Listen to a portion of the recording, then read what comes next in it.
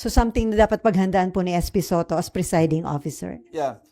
We're planning to, kasi si Senator Zubiri, majority leader, hindi rin lawyer. Mhm. So we're planning to appoint an impeachment manager.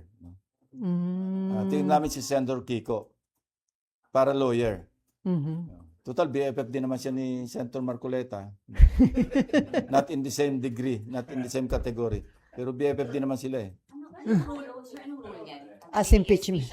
Hindi, parang siya yung, alam ba, may mga question of law na pwedeng interpret. Mhm. Kasi kailan kabisado mo yung rules of court, di ba? So, although, ang mananaig dito, yung rules of impeachment.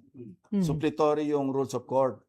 So, mas mainam na yung merong lawyer do sa, si SP hindi rin lawyer, nagka-crash course nga siya. Pero mas mainam na yung lawyer na sanay sa trial. Oh.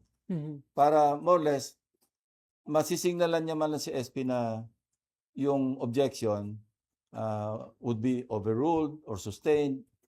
Di ba?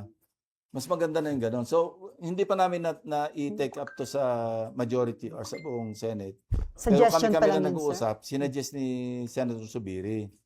And nandun ako nang nag-suggest siya, si SP, amenable siya. Sabi ko, I also agree kasi kailangan natin talaga, merong legal mind na talaga, yung lawyer na naandyan. Kasi tayo, mga abogado lang naman tayo na pamisa-misa nakakatsamba.